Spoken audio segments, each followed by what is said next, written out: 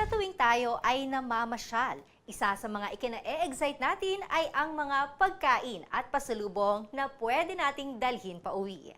Tulad na lamang sa Guimaras, kung saan may isang unique na grupo na gumagawa ng mga pagkaing tiyak magpapalaway sa ating lahat. Sila ang Trappist monastic products, mga monghe na nagsimulang gumawa ng mga kutkutin at pasalubong na ngayon ay magiging available na sa higit 300 supermarkets nationwide. Ang kwento ng grupo ngayong araw dito sa aming Sinesiyensya. Sa pagbabalik po yan ng DOSTv, Science for the People.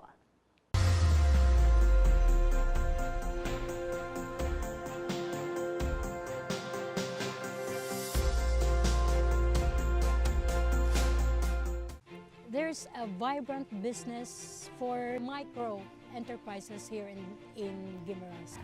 When you take the vow of poverty, it doesn't mean that you will be deprived. It is your practice to limit the use of what you have based on what you need only. Ang future ng Trappist Factory ay magiging #1 dito sa Pilipinas, and we will export a lot dahil maraming nag-crave ng products natin.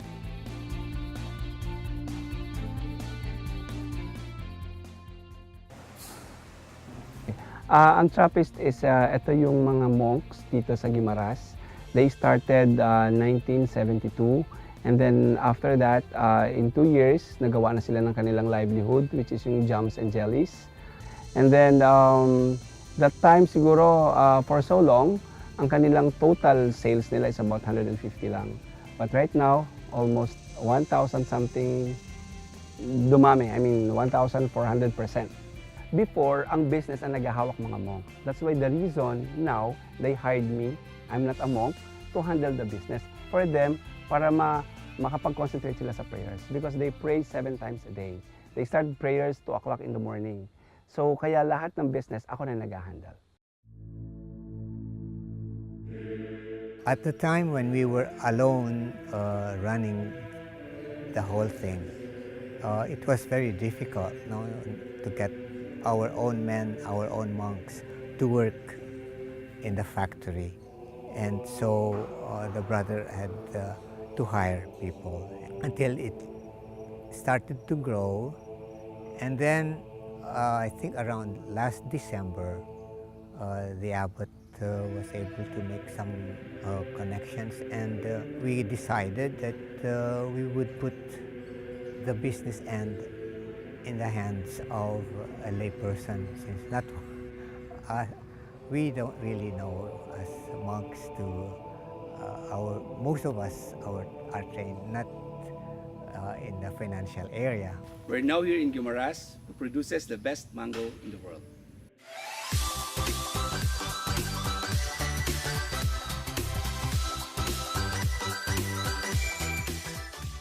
Sa Trappist, of course, Trappist is located in Guimaras, and as we all know that we have the best mango in the world. So normally, most of our products na ginagawa sa Trappist is mango-based products, like the jams and jellies, the jams, the mango jams, dried mangoes. Andyan din yung mango otap natin, yung ating #1 product, which is the mango bar and the mga fruit bars. Yung recipe nito is, kahit ako yung general manager, hindi ko alam kung ano yung secret recipe nito. This was done by our monks, and every time na magkakaroon kami ng cooking, may pumupuntang monk sa amin, sila nagagawa ng formulation, ilalagay namin sila sa isang pack na silver pack, tapos isi-sealed namin yun ang binibigay sa mga cook natin, sa ating mga bakers.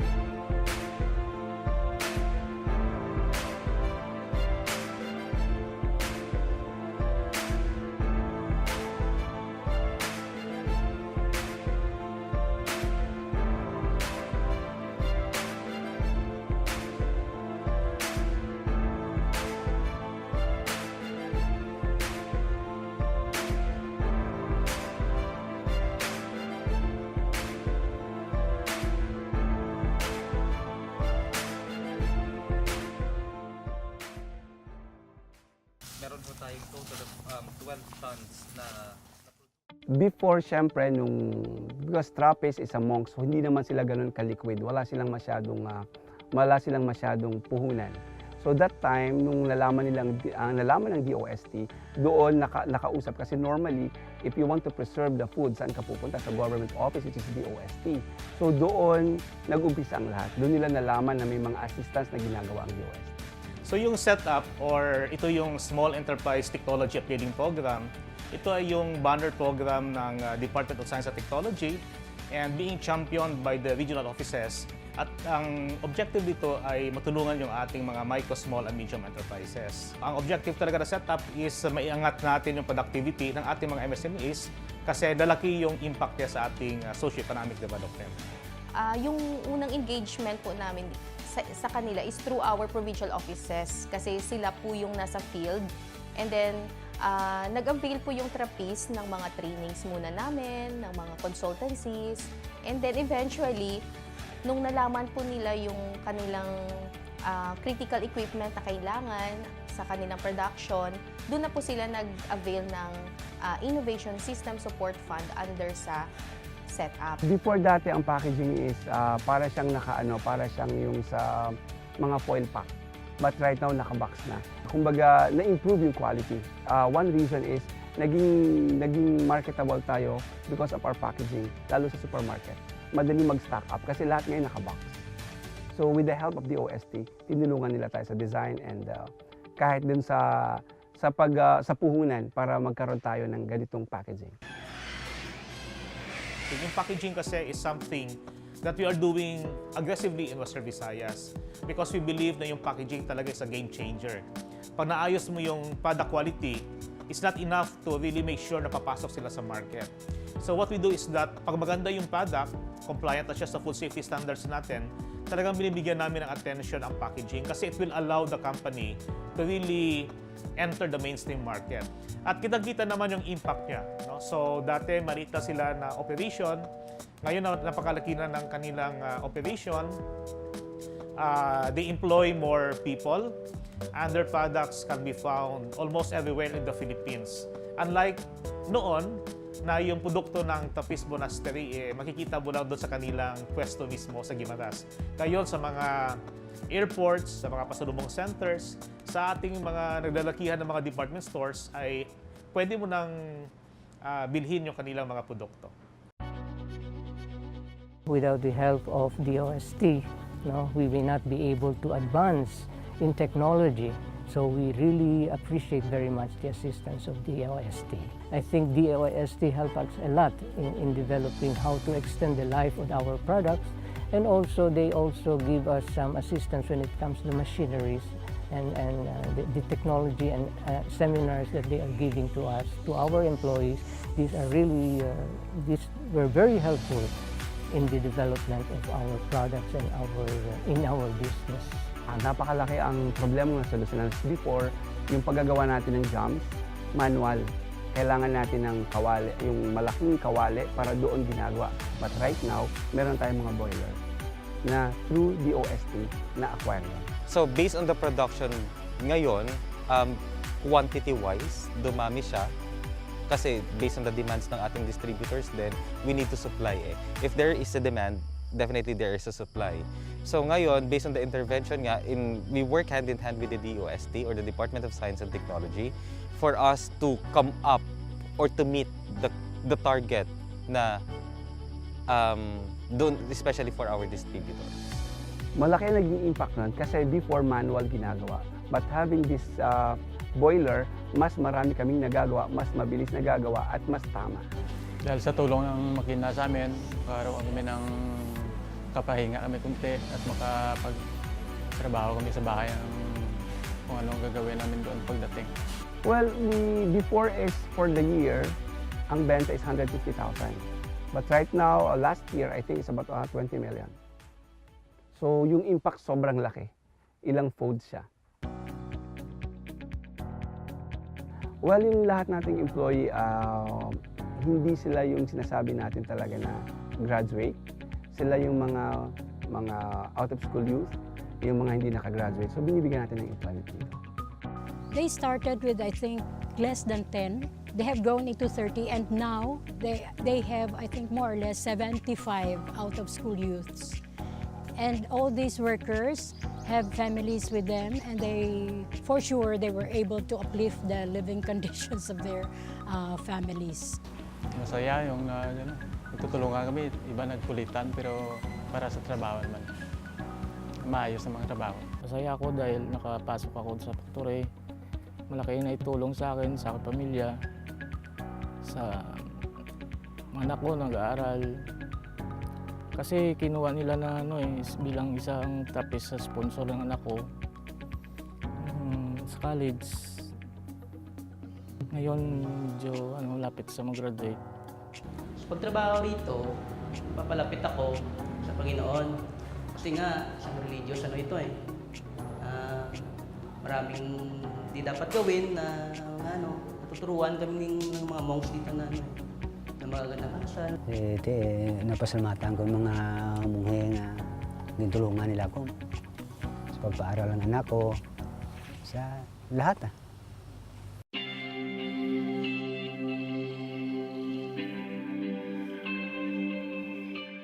So as part of the intervention that was implemented from DOST actually, before we've experienced na ang daming tourist na pumunta rito sa Guimaras, especially dito sa Trappist, and they're looking for the Trappist products. We want people coming in to enjoy the place kasi malaki po yung area, then we wanted to share to them. Pero pinaka naman talaga namin dito is we have the family bonding for everybody. Avenue for everybody, itong Trappist. Pangalawang punta ko na dito sa Trappist, tapos dito talaga kami bumibiling pasalubong sa Guimaras, aside from yung Guimaras mangoes. So yung nasubukan ko na yung cookies, yung mango cookies, pero ngayon sinubukan ko yung rum balls, kasi mahilig ako sa dark chocolate. Tapos nagpabili yung tatay ko ng squid rings, kabilin-bili na ng aking ama. So yan yung binili ko. We will have another 25 new products. We will launch it within the year. And then for the gift shop and coffee shop, we're ongoing construction for that. And soon we will gonna open it by October. And then for the guest house, we will add more rooms. But for next year, we vision for 20 rooms more.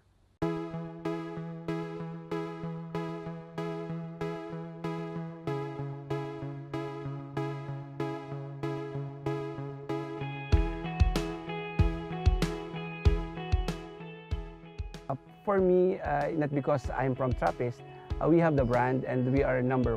Because right now, we will serve yung sa mga lahat na major malls. We have 4 major malls. Yung pinakamalaking mall na sa Pilipinas ang isa-serve natin. It's about, if I'm not mistaken, sa isang mall, about 300 supermarkets. Yung pinaka-main objective namin dito is really to bring the virtue of hospitality, not only in the community but as much as possible to the whole world, that Trappist in Guimaras, the virtue of hospitality should be shared to everybody. Ang future ng Trappist Factory ay magiging #1 dito sa Pilipinas, and we will export a lot dahil maraming nag-crave ng products natin. We as Trappist, we believe that we grow bigger through innovation, prayer, and hard work. So this is the Guimaras Mangoes.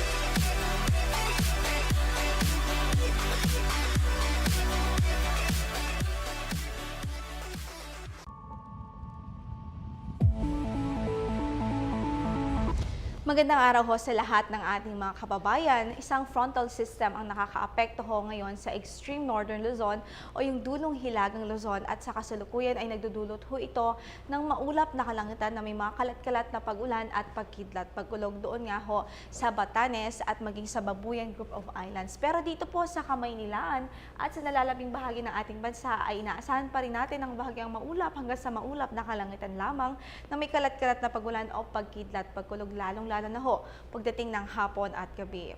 At inaasahan pa rin natin ang mainit at maalinsangang panahon dulot ho nitong easterlies o yung hanging nanggagaling ho sa silangan at hanging nanggagaling sa dagat Pasipiko. Taglay pa rin ho nito ang dry and humid air na siya pong nagdudulot ng maalinsangang panahon sa malaking bahagi ng ating landmass. At para nga sa pagtayo ng ating temperatura dito sa Metro Manila, pwede pong umabot hanggang sa 34 degrees Celsius ang ating maximum temperature for today, habang 36 degrees Celsius pa rin ho at mataas pa rin ho yan sa Tuguegarao City, habang 24 degrees Celsius naman sa Baguio City at 33 degrees Celsius sa Legazpi City at Puerto Princesa City.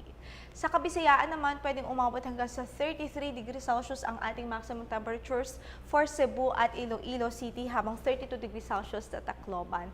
Habang sa Mindanao, 33 degrees Celsius ang maaari maging maximum temperature natin doon sa Cagayan de Oro City, 33 degrees Celsius din ho sa Zamboanga City, habang 34 degrees Celsius sa Davao City. At kung mapapansin po natin, bahagyang maulap hanggang sa maulap lamang ang inaasahan natin magiging kalangitan at inaasahan natin magiging panahon dito po sa Kabisayaan at Mindanao din, katulad nga ho ng weather dito po sa Metro Manila at sa malaking bahagi ng Luzon, at posible pa rin ng mga isolated na mga pagulan o pagkidlat pagkulog lalong-lalo na sa dakong hapon at gabi.